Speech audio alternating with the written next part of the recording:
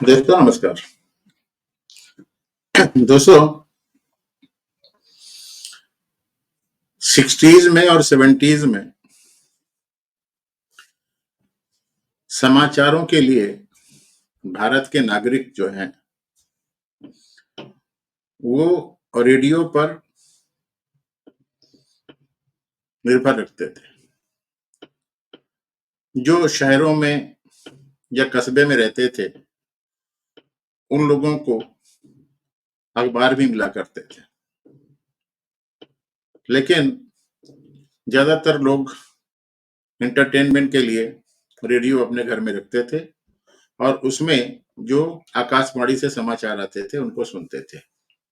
आकाशवाणी उस समय भारत सरकार के पूर्ण कंट्रोल में थी, तो भारत सरकार जो समाचार देना चाहती थी वही वो देती थी। ऐसे ही प्रदेश की सरकारें भी करती थी।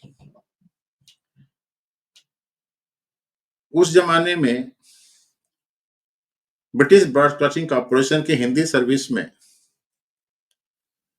कुछ समाचार आते थे, तो जो कुछ प्रबुद्ध लोग हुआ करते थे वो निष्पक्ष खबरों को सुनने के लिए बीबीसी सुना करते थे।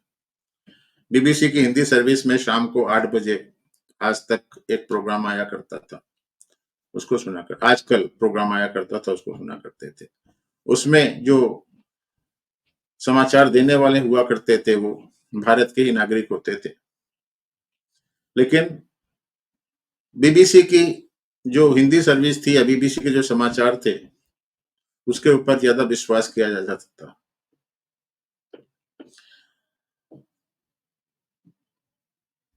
अंग्रेजी, मैं तो उत्तर प्रदेश से हूं तो वहां पर तो अंग्रेजी का ज्यादा प्रचलन नहीं था, लेकिन जो शहरों में पढ़े लिखे लोग हुआ करते होंगे वो लोग बीबीसी की अंग्रेजी के समाचार भी सुनते होंगे, वॉइस ऑफ अमेरिका के भी समाचार सुनते होंगे, जर्मन का रेडियो डॉच जो हुआ करता था उसको भी सुना करते होंगे, पाकिस्तान के भी समाचार आया करते थे उनको भी सुना करते थे। तो मेरा कहने का मतलब है कि उस जमाने में सरकार के नियंत्रण में आकाशवाणी या ऑल इंडिया रेडियो था और वही वो समाचार छापते थे। जो समाचार पत्रों में समाचार आते थे वो भी ज्यादातर कंट्रोल्ड हुआ करते थे। ज्यादातर जो जर्नलिस्ट होते थे वो सरकार की डफली बजाया करते थे। उसके बाद 70 के आखिरी में टेलीविजन आ गया। ब्लैक एंड व्हाइट टेलीविजन हुआ करता था, उसमें शाम के टाइम हिंदी में समाचार आते थे, उसके बाद अंग्रेजी में समाचार आते थे, उसको लोग देखने लगे। ये शहरों में आया, कुछ शहरों में आया, चुनिंदा शहरों में आया, लेकिन हर जगह नहीं आ पाया था। तो जो दूरदर्शन पे समाचार आते थे वो भी सरकार के नियंत्रण में हुआ करते थे। सन 82 में एशियन गेम जब भारत सरकार ने करवाए उस समय रंगीन टीवी का पदार्पण हुआ। मुझे याद है कि मैं उस समय एमएससी कर रहा था और हमारे लाइब्रेरी में, डीवी कॉलेज देहरादून की लाइब्रेरी में एक कलर टीवी लगाया गया था और उसमें एशियन गेम लोग देखा करते थे। उसमें भी टीवी के आगे बैठने के लिए मारामारी हुआ करती थी। मेरा एक क्लासमेट था, उसकी इसी चक्कर में किसी दूसरों के साथ में झगड़े उगड़े हो गए थे, भाई मार पिटाई हो गई थी। एनीवे, कलर टीवी का पदार्पण हुआ, लोग बाग कलर टीवी में चले गए। कुछ दिनों के बाद 80 जब खत्म हो रहा था तो उस समय धीरे धीरे प्राइवेट न्यूज चैनल आने शुरू हुए। स्टार न्यूज का एक प्रोग्राम आया करता था, प्रणव राय उसमें हुआ करते थे, एक सत्य प्रताप सिंह हुआ करते थे जो आज तक दिया करते थे, उसका एक कैप्सूल दूरदर्शन पे भी दिखाया जाया करता था। मतलब 91 92 के जो जमाना था जब इराक ने कुवैत के ऊपर कब्जा किया था, उस समय वो समाचार आया करते थे। कहने का मतलब ये है कि जब तक प्राइवेट न्यूज चैनल नहीं शुरू हुए, तब तक भारत में समाचारों का जो आदान प्रदान हुआ करता था वो सरकारी कंट्रोल में ही हुआ करता था। अखबार भी बढ़ने लगे, धीरे धीरे इंटरनेट का युग आ गया 90s के लास्ट में, 96 97 के आसपास की बात है। उसके बाद कई वेबसाइट आई और उसमें लोगों ने अपने अपने विचार प्रकट करने शुरू किए, निष्पक्ष विचार प्रकट करने शुरू किए। तो 90s ऐसे ही निकल गया। जब नई शताब्दी शुरू हुई 2000, उसमें इंटरनेट काफी आ गया था, लेकिन भारत में इंटरनेट बहुत महंगा हुआ करता था, बहुत पैसे लगते थे, लोग बात टेलीफोन लाइन से इंटरनेट करते थे, स्पीड बहुत कम हुआ करती थी, लेकिन फिर भी इंटरनेट का धीरे धीरे पदार्पण हो चुका था। जब इंटरनेट आया और प्राइवेट न्यूज चैनल्स का बूम आ गया, तो कुछ जर्नलिस्ट लोगों ने धंधा बना लिया कि हमें इस पर्टिकुलर सरकार का खिलाफत करना है, इस पर्टिकुलर सरकार की समर्थन करना है। ये शुरू हो गया। 2000 से 2010 का दशक जो है वो खत्म हुआ। उस समय 2004 तक अटल बिहारी वाजपेयी की भारतीय जनता पार्टी की सरकार थी, एनडीए की जो सरकार बोल सकते हैं उसको। इसके बाद मनमोहन सिंह साहब की सरकार आ गई। मनमोहन सिंह सरकार तो कठपुतली प्रधानमंत्री थे, एक्चुअली सरकार तो सोनिया गांधी की ही थी और राहुल गांधी की थी 2004 से 2000। हाँ, इससे पहले 1999 में जिस समय कारगिल की लड़ाई चल रही थी, उस समय एनडीटीवी के कुछ संवाददाता लोग डायरेक्ट वार फ्रंट पे गए थे और वहां से डायरेक्ट टेलीकास्ट करा करते थे। उसमें बरखा दत्त थी और एक दो एनडीटीवी के समाचार देने वाले थे जो वहां से डायरेक्ट टेलीकास्ट करते थे। एक्चुअली एनडीटीवी के ऊपर सरकार का पूरा, सरकार जो है उसके ऊपर मतलब क्या बोलूंगा, सरकार के लोग बाग उसका समर्थन करते थे। एनडीटीवी ने एयर इंडिया, दूरदर्शन के आकाशवाणी के इक्विपमेंट चुरा करके अपना एक चैनल बनाया था, प्रणव राय उसके अधिष्ठाता थे। तो 99 में एक खुरापात हुई और उस जो वो टेलीकास्ट हुआ करता था उसको पाकिस्तान की मिलिट्री देखा करती थी और उसी तरीके से वो गोलाबारी और अटैक करती थी। 2008 में जब बंबई में हमला हुआ, 10 आतंकवादी बंबई में आए और उन लोगों ने ताज होटल में और ओबराय होटल में और चबाड़ हाउस में, होटल लियोपार्ड में और सीएसटी स्टेशन पे जब हमला किया, उसका भी डायरेक्ट प्रसारण कुछ चैनल कर रहे थे और जो पाकिस्तान में उन आतंकवादियों के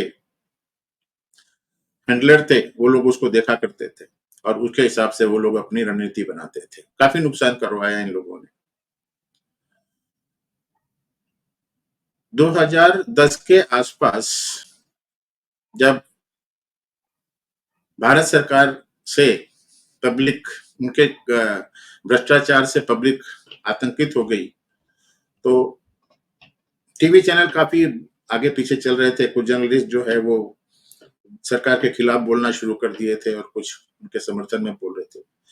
2011 के अप्रैल के महीने में जब अन्ना ने अरविंद केजरीवाल के साथ जंतर मंतर में आंदोलन किया, कुछ में कुछ पत्रकार खुले आम अरविंद केजरीवाल का समर्थन करते रहे। बाद में उन लोगों ने आम आदमी पार्टी भी ज्वाइन कर ली। कुछ पत्रकार ऐसे रहे जो बिल्कुल लेफ्ट विचारधारा के थे, कुछ पत्रकार ऐसे थे जो सेंटर वाले थे और कुछ राइट वाले हुआ करते थे। मैं अब यहाँ पर लेफ्टिस्ट विचारधारा के पत्रकारों की बात करना चाहता हूँ। ये जो लेफ्टिस्ट विचारधारा के पत्रकार हैं हिंदुस्तान में, मुझे शुरू से ही डाउट हो रहा था कि इनको एक प्रोपेगेंडा चलाने के लिए कहीं बाहर से फंडिंग होती है। मैं ये सोचता था कि फोर्ड फाउंडेशन फंडिंग करता होगा और रॉकफेलर वो फंडिंग करता होगा, लेकिन मुझे ये कभी विश्वास नहीं था कि चाइना भी फंडिंग करता होगा। लेकिन धीरे धीरे समझ में आ गया कि चाइना इन लोगों की फंडिंग करता है और इसीलिए ये लोग लेफ्ट विचारधारा को हिंदुस्तान में फैलाते हैं और पब्लिक को अपने नैरेटिव के हिसाब से भड़काते हैं। अब उसमें कौन कौन से पत्रकार हैं उनका नाम मैं लेना नहीं चाहता, अपने मुंह से अपनी जबान गंदा नहीं करना चाहता, आप लोग समझ सकते हैं वो कौन से पत्रकार थे। 2008 के आसपास में जब ओलंपिक गेम चाइना में हुए थे, उस समय सोनिया जी, राहुल गांधी, मनमोहन सिंह ये लोग ओलंपिक खेल देखने के बहाने चाइना गए थे और वहां पे चाइनीज कम्युनिस्ट पार्टी के साथ में इन लोगों ने, कांग्रेस पार्टी ने एक समझौता किया था जिसमें आज की डेट में जो राष्ट्रपति हैं चाइना के, शी जिनपिंग और राहुल गांधी ने साइन किए थे। राजीव गांधी फाउंडेशन को सीसीपी ने काफी फंडिंग भी किया था। कम्युनिस्ट पार्टी तो अपने आप को भारत की पार्टी समझती नहीं है।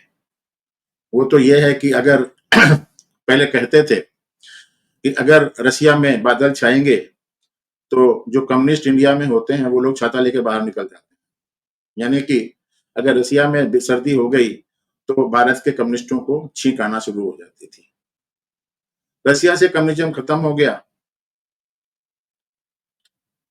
उसके बाद ये लोग चाइना को अपना माई बाप समझने लग गए। गर्भचो था उस समय वहां पर कम्युनिज्म खत्म हुआ था। तो ये कम्युनिस्ट जो हैं वो हमेशा देश के बारे में नहीं सोचते हैं, उनको बाहर से फंडिंग होती है और उसी हिसाब से वो चलते रहते हैं।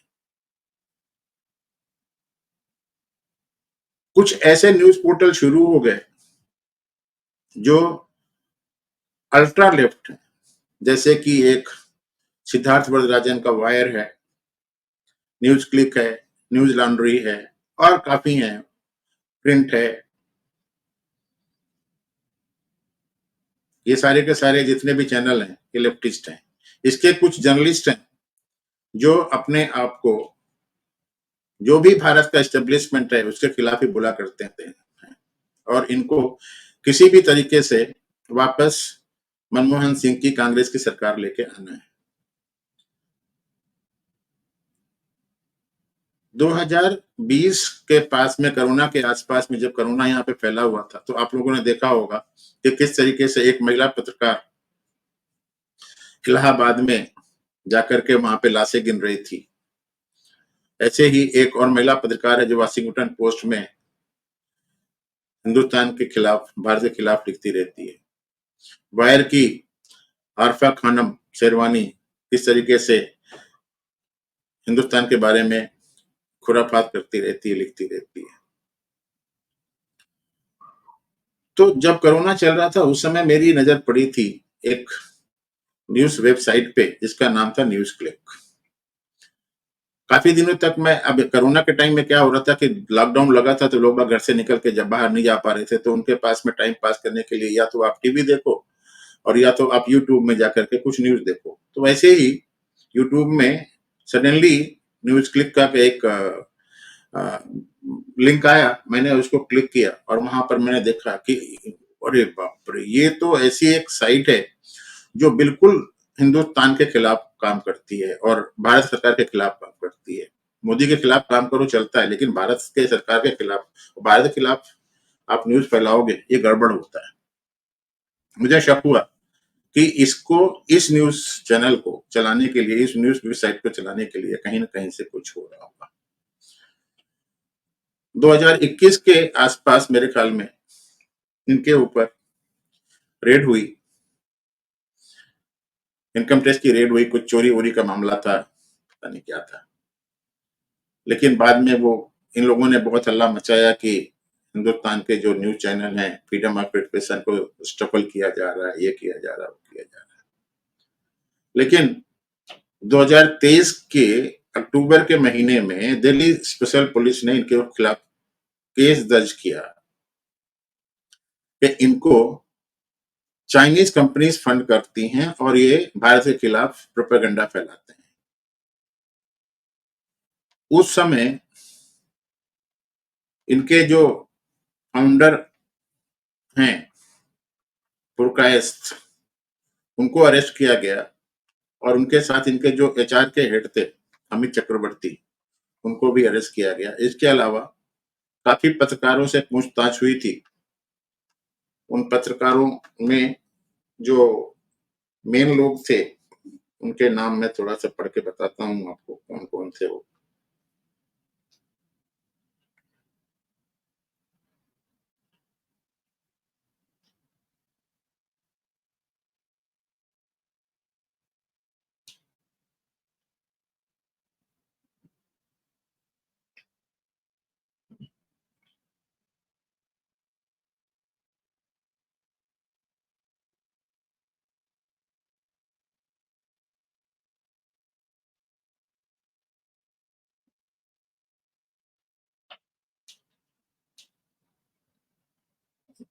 दोस्तों ये बिजनेस, एक मिनट,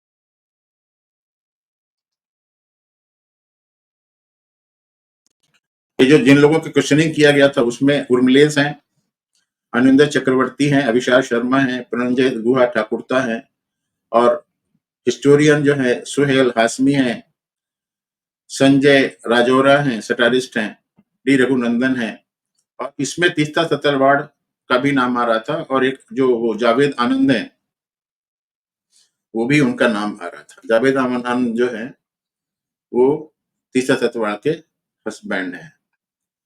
अब हुआ क्या है कि इनको 22 अक्टूबर के आसपास में शायद इनको अरेस्ट किया गया था, if I am not mistaken.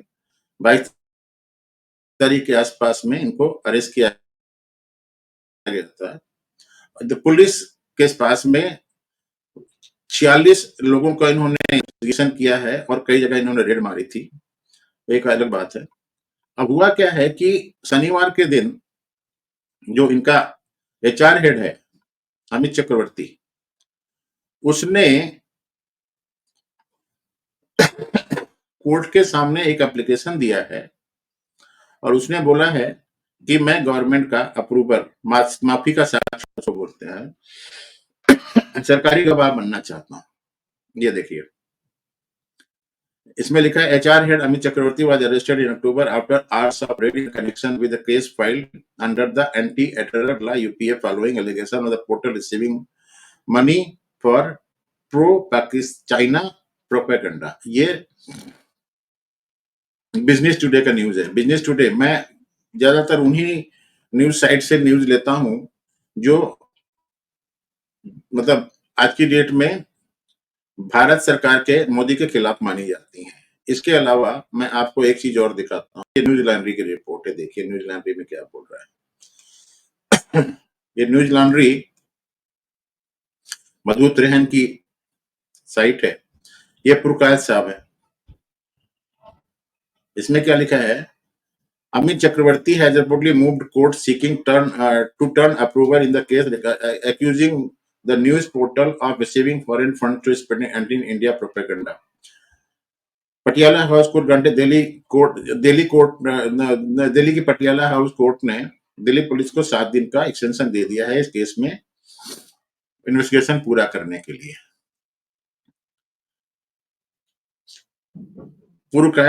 Praveen Purkayastha और ये दोनों को दोनों जेल में हैं। यहाँ क्या बोल रहा है It has been unable to make any bank payments in the evening of December. This it said that it appears to be a continuation of the administrative legal seize of the news portal, which began with the Enforcement Directorate raid in February 2021, followed by an IT raid in IT department survey in 2021, and the October 3 to 2023 crackdown by Delhi police station. NewsClick has reportedly denied the charges against it. In the statement Tuesday said the NewsClick has always complied with the laws of the land, including tax regulation. ये 3 अक्टूबर को arrest हुआ था प्रवीर पुष्प का साथ में, ये भी सर हुआ था। इसमें क्या लिखा हुआ है? The New York Times alleged that NewsClick was among Chinese propaganda outlet funded by US businessman Neville Roy Singham. Later, in a 4-page rebuttal, Singham has called the NYT article misleading and an innuendo-laden hit piece.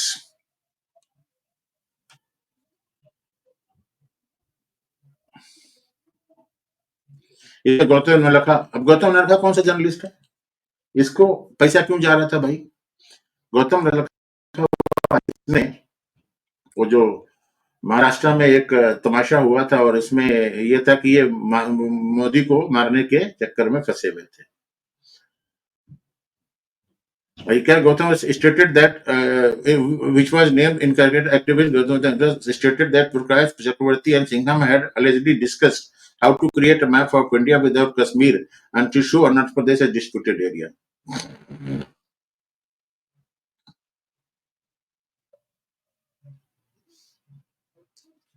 तो ये मधु त्रेहन की site है जो बिल्कुल Modi government के और Modi government के और एनडीए गवर्नमेंट के खिलाफ है। ये बोलते रहते हैं। इसके बाद में मैं आपको दिखाता हूं कि ये एनडीटीवी है जो पहले प्रणव राय का था, आज उसको अदानी साहब ने ले रखा है। सोर्सेज टोल्ड, अभी सोर्सेज की बात करता है, हमेशा सोर्सेज इसको लिखना पड़ता है। NDTV that NewsClick HR head Amit Gari who filed an application to turn approver in a Delhi court regarding his statement on Saturday. अब क्या होगा कि ये जो एप्लीकेशन गई है इसके हिसाब से कोर्ट जो है उसको मजिस्ट्रेट के पास में भेजेगा, मजिस्ट्रेट के सामने वो स्टेटमेंट का रिकॉर्ड होगा। ये लिखा हुआ है, Amit Chakravarti recorded statement on Saturday and filed his plea in Delhi Patiala high court. He also sought a pardon in exchange of material information about the case, कि मैं जितनी मटेरियल महत्वपूर्ण जो इंफॉर्मेशन है वो मैं दूंगा, ये इसमें बोल रहे हैं। इसके बाद ये न्यूयॉर्क टाइम्स में रिपोर्ट हुआ था। फिर एक इनका और घटिया सा एक वेबसाइट है जिसका नाम है मिंट। ये मिंट में क्या लिख रहा हूँ, एनडीटीवी का तो मैंने पढ़ के बता दिया, मिंट दिखाता हूँ मिंट क्या बोलता है।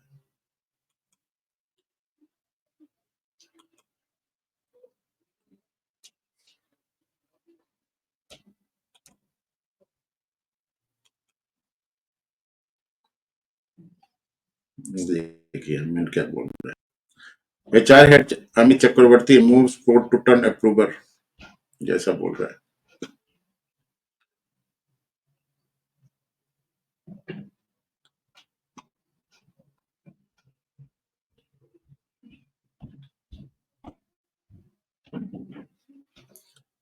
Police source said the agency will take a decision on whether to support his application before the court after going through his statement, ये बोल रहे हैं। Delhi police had arrested Amit Chakravarti, founder, editor-in-chief, Parvir Prasad, October 3rd. Both are currently in judicial custody. A large amount of fund of the news portal came from China to disrupt the sovereignty of India and cause disaffection among the countries. ये बोल रहे हैं ये। It also read that Prakash conspired with the group People Alliance of Democracy and Secularism (PDS) to sabotage the electoral process during the 2019 election. According to the reports, citing the police raids were conducted at the 38 locations in Delhi and 7 others. ऐसा हुआ। Around 300 electronic gadgets were seized from the offices of NewsClick and residence of the journalists related to this. After the raid, 46 individuals, including 9 female journalists, were questioned by the। देखिए अब ये जबरदस्ती में 9 female journalist की बात कर रहा है। ये ऐसी रिपोर्ट करते हैं जिससे कि पब्लिक भड़क जाए।